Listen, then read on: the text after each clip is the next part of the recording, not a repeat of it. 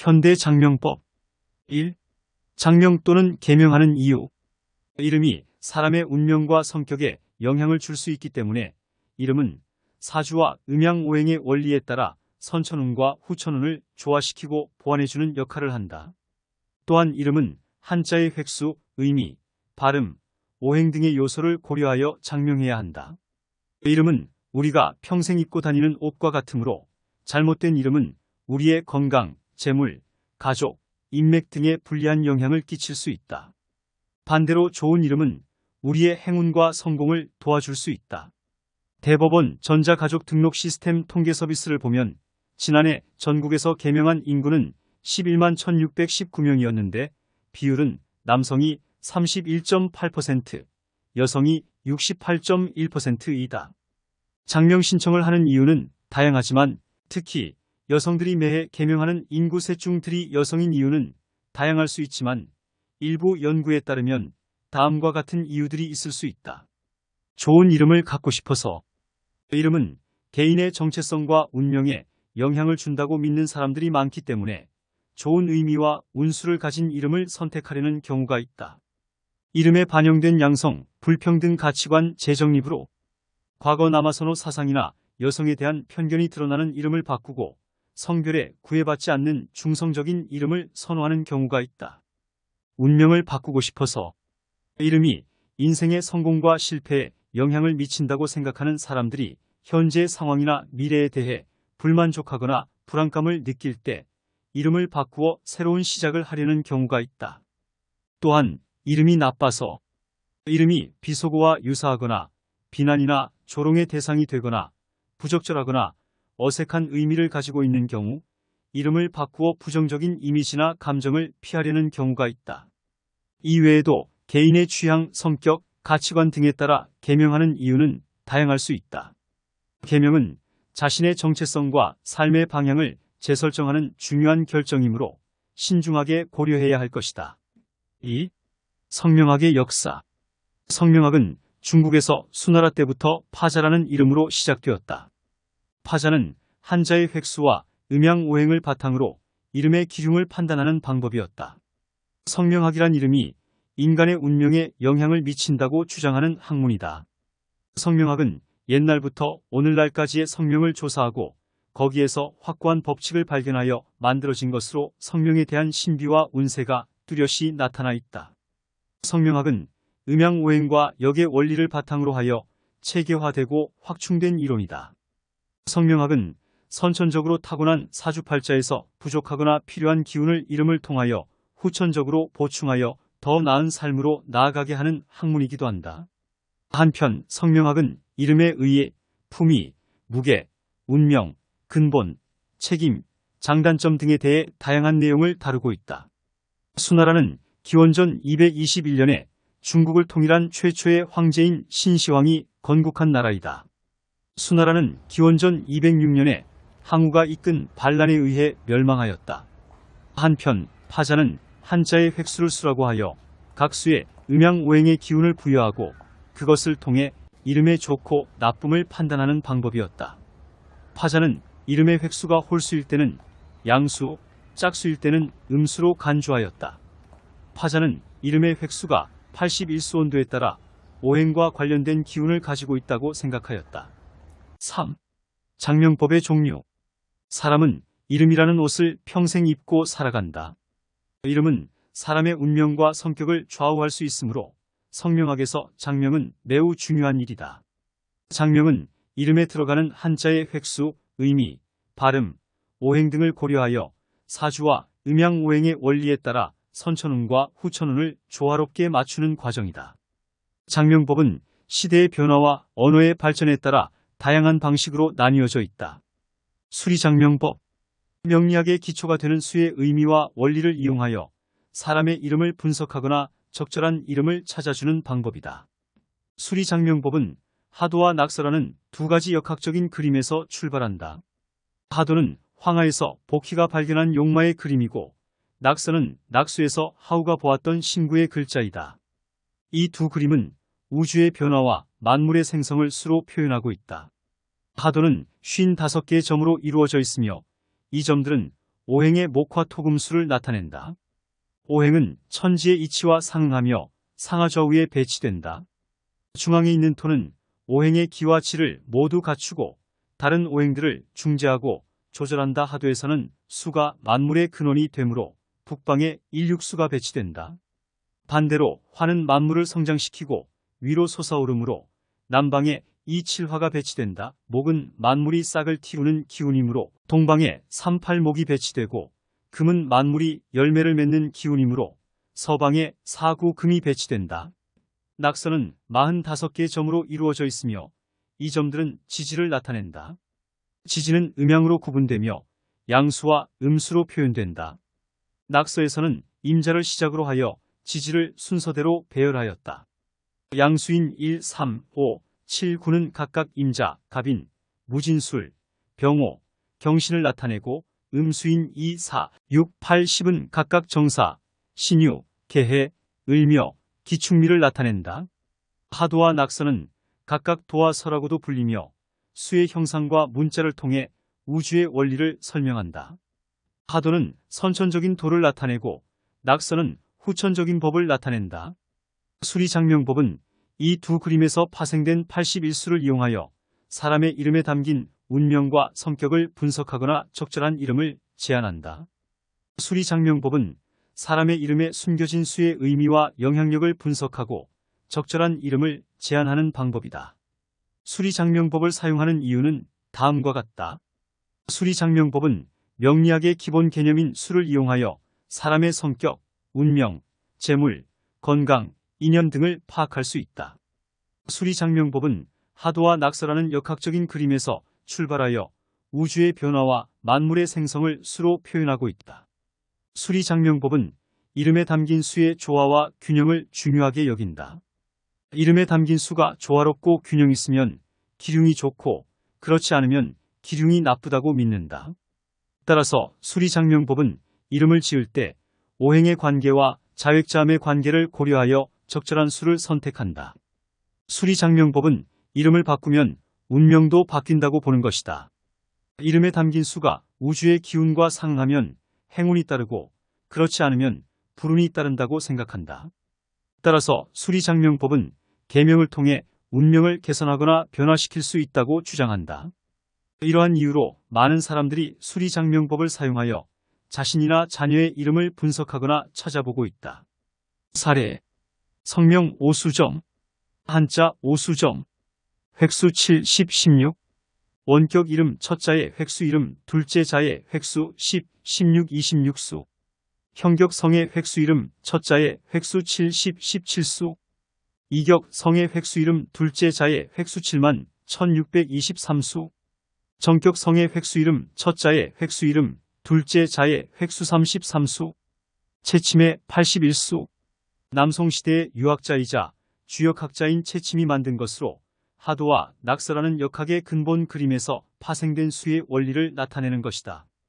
채침은 구를 궁극적이고 모든 존재의 본원적인 수로 보고 구의 자승수인 81을 우주의 변화와 만물의 생성을 설명하는 수로 사용하였다. 채침은 81수를 구구원수도와 범수지도라는 두 가지 도표로 표현하였다.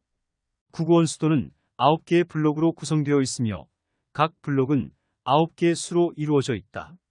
각 블록과 그 안의 수들은 가로, 세로, 대각선의 합이 모두 369가 되도록 배치되어 있다.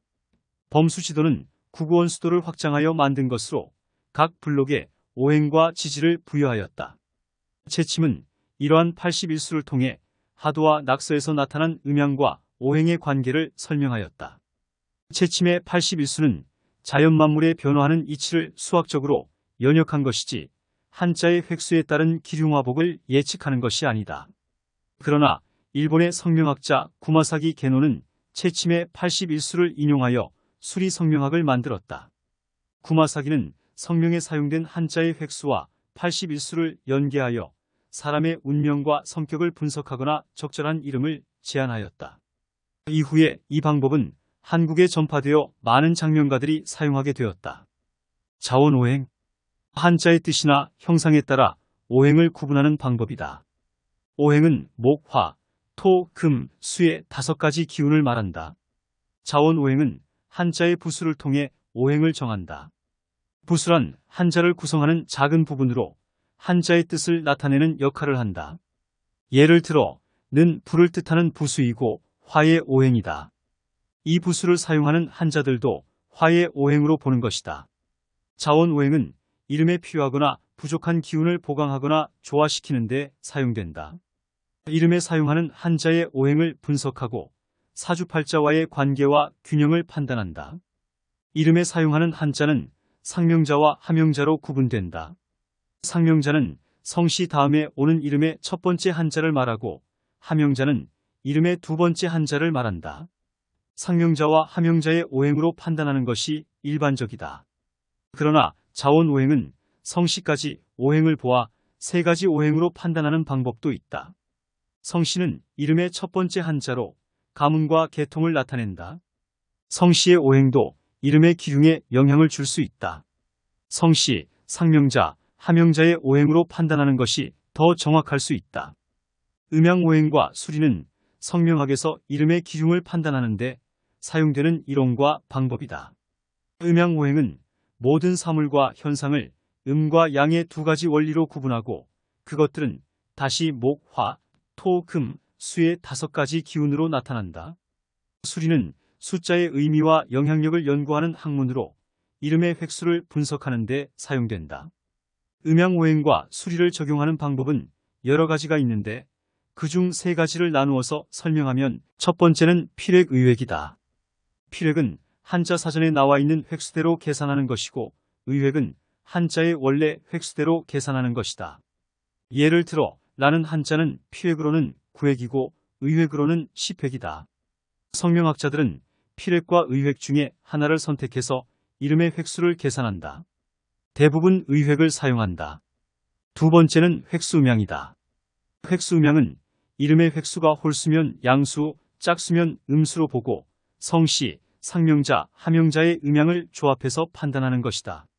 예를 들어 김동수라는 이름은 8획, 8획, 10획이므로 전부 음수가 되어 나쁘다.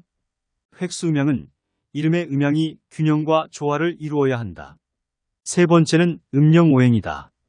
음령오행은 한글의 발음에 따라 오행을 구분하고 성씨, 상명자, 하명자의 오행으로 판단하는 것이다.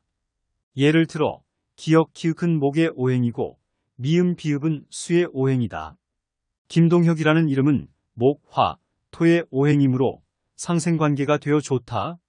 음령오행은 이름의 발음이 기운을 상호 보완하거나 상반되게 하는지를 분석한다. 삼원오행은 이름의 획수에 따라 오행을 구분하고 이름의 기륭을 판단하는 방법이다. 삼원오행은 천원, 인원, 지원이라는 세 가지 요소로 구성된다. 천원은 성씨의 획수를 의미하고 인원은 성씨와 상명자의 획수를 의미하고 지원은 상명자와 하명자의 획수를 의미한다. 삼원오행을 적용할 때는 이름의 획수를 1부터 10까지의 숫자로 나타내고 그 숫자에 따라 오행을 구분한다. 1과 6은 수, 2와 7은 화, 3과 8은 목, 4와 9는 금, 5와 0은 토의 오행이다. 삼원오행은 이름의 오행이 사주팔자와 어떻게 관련되고 보완되는지를 분석한다. 삼원오행에는 두 가지 학설이 있다. 하나는 성씨의 획수를 그대로 천원으로 보는 것이고 다른 하나는 성씨의 획수에 1을 더해서 천원으로 보는 것이다. 이 두 가지 학설은 서로 대립하고 있다. 삼원오행은 음령오행과 함께 적용하면 좋은 이름을 찾기 어렵다. 그래서 마음에 드는 이름이 없으면 삼원오행이나 음령오행 중에 하나만 적용하면 된다. 용신장명법 주역의 64개와 명리학의 육신이론을 활용하여 사주의 음양오행의 균형을 맞추고 이름의 획수와 부수, 의미, 발음 등의 오행을 조화시키는 장명법이다. 용신장명법은 자원오행 장명법의 한 종류로 사주에서 부족하거나 과다한 오행을 보완하거나 중화하거나 설계하는 데 필요한 오행을 용신이라 한다. 용신은 사주에서 가장 중요한 역할을 하는 오행으로 일간의 강약과 사주원국의 상생상극, 조습의 조화, 병약의 취용, 비등의 통관, 편중의 전황 등을 고려하여 결정한다. 용신장명법은 타고난 사주팔자에 따라 용신을 찾아서 그 용신을 생성하거나 도와주거나 소통시키는 오행을 이름의 한자에 반영하는 방법이다. 명조제시 임수일주가 진월에 태어나서 편관격의 관사론잡을 이루고 있는 사주이다. 임수일간이 신약하고 사주의 수기가 부족하므로 목수의 오행을 가진 이름을 고르는 것이 좋다. 자원오행 장명법은 한자의 부수나 의미에 따라 오행을 구분하고 사주의 상생상극을 고려하여 장명하는 방법이다.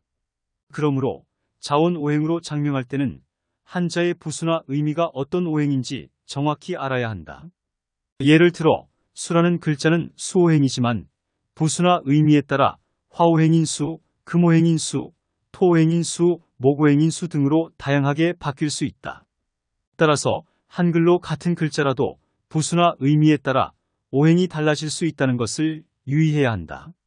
칙자파자장명법 한자의 영동력이라는 개념을 바탕으로 성명의 글자를 암호처럼 해석하고 그로부터 기륭화복을 예측하거나 판단하는 장명법이다. 칙자파자, 장명법은 정확한 기원은 알 수 없지만 칙자법은 춘추전국 시대부터 연구되었고 당송시대에 번성하였으며 명나라에 와서 체계화되었다. 칙자파자, 장명법은 성명의 글자를 숫자로 변환하고 그 숫자들을 조합하거나 분해하거나 변형하면서 성명의 의미와 운명을 파악하는 방법이다.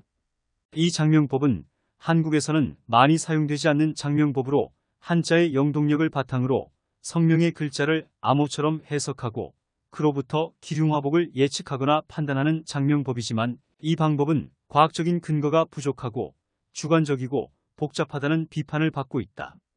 또한 칙자파자장명은 한글로는 똑같은 글자라도 한자로 변환하면 다른 의미와 오행을 가질 수 있기 때문에 한글로 장명하는 경우에는 적용하기 어렵다. 따라서 칙자파자장명은 한국에서는 전통적인 장명법이나 현대적인 장명법에 비해 인기가 없다. 한국에서는 주로 사주팔자나 수리장명법 등의 장명법을 사용하거나 글자의 의미와 운수를 고려하는 장명법을 선호한다. 항렬자 세대별로 정해진 글자를 이름에 사용하여 시족이나 세대를 구별할 수 있게 하는 장명법이다. 항렬자는 시족사회의 공동체 문화와 관련이 있으며 시족의 상하관계와 대동단결을 도모하는 의미가 있다. 항렬자는 춘추전국 시대부터 연구되기 시작하였고 명나라에 와서 체계화되었다. 한편 항렬자는 이름의 머리나 끝에 쓰이며 머리 돌림자나 끝 돌림자라고 부른다. 항렬자는 오행의 순서나 상생, 자원 오행이론 등을 적용하여 정하며 50세대까지 쓸 항렬자를 미리 정해놓는 경우가 많다. 항렬자는 산천, 오상 즉 인내의 예지 신과 육신의 오장이 있고 우주만물에는 오행에 배속되지 않는 것이 없다는 뜻과 숫자, 60갑자 등으로 정할 수 있다. 항렬자는 한국에서만 볼 수 있는 특별한 장명법이다. 한글 장명법 한글의 의미와 발음에 따라 오행을 부여하고 성명의 기륭을 판단하는 장명법이다. 한글은 세종대왕이 백성들을 가르치기 위해 만든 우리나라 고유의 글자로 훈민정음이라고 한다.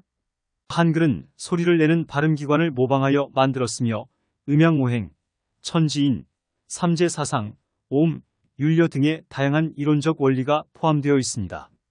한글 장명법은 한글의 자음을 목, 화, 토, 금, 수로 구분하고 율려의 궁, 상, 각, 치, 우를 사용하여 성명의 음성에 오행을 부여합니다. 이를 음령오행이라고 하며 한글 오행, 발음 오행, 음파 오행, 파동 오행이라고도 합니다. 음령오행은 성명의 배열이 상생하면 기라고 상극하면 흉하다고 판단합니다. 음령오행에 따른 생과 극의 작용력 한글 장명법은 한글의 의미와 발음에 따라 오행을 부여하고 성명의 기륭을 판단하는 장명법이다. 사례 예시 하절기 끝자락인 미월에 출생한 병화화 일주로 늦여름에 노염을 식혀주고 해가를 위해 임수와 경금이 필요하다. 임수는 병화를 보좌하고 경금은 임수의 수원이 되기 때문이다. 임수와 경금이 투출하면 상생하여서 고귀하고 부귀격이 된다. 하지만 병화일간이 미월에 경금이 없고 임수 대신에 개수가 2개 놓였으니 병화는 수의 도움을 받지 못하고 개수는 병화를 극하는 오행이 된다. 개수는 사령하는 정화를 제극할 수 있지만 경금이 없으면 임수를 도울 수 없으니 병화는 약해지고 개수는 과인이 되어 사주의 균형을 깨뜨리면서 식상과 관성이 강하여 신약하다. 이런 경우에는 병화일간은 자신의 기운을 강화하기 위해 연지의 묘목을 용신으로 필요한 화목 기운으로 보조하는 방향으로 장명하려고 한다. 따라서 한글 이름을 낙유란으로 하며 화목을 희, 용신으로 삼아 오행의 순서를 화목화로 상생하며 기람을 이루고 위의 사주원국을 보조하였다. 장명에 있어서 가장 필요한 것은 사주를 보고 필요한 부분을 보충시켜주는 것이다. 이 원칙들은 다음과 같은 내용을 담고 있다. 이름은 사주의 약점을 보완하고 부르기 쉽고 듣기 좋아야 한다. 이름은 좋은 의미를 가지고 미래에 대한 희망과 비전을 표현해야 한다. 또한 이름은 기억하기 쉽고 기품과 품격을 갖춰야 한다. 이름은 수리오행의 원리에 따라 정확하게 구성되어야 하고 자원오행과 음령오행의 의미가 명확해야 한다. 한편 이름은 사회적이나 가정적으로 조화롭고 시대적 감각과 세련미를 반영해야 한다. 이름은 어려운 발음이나 한자는 피하고 한글 이름은 음양이 균형 잡혀야 한다.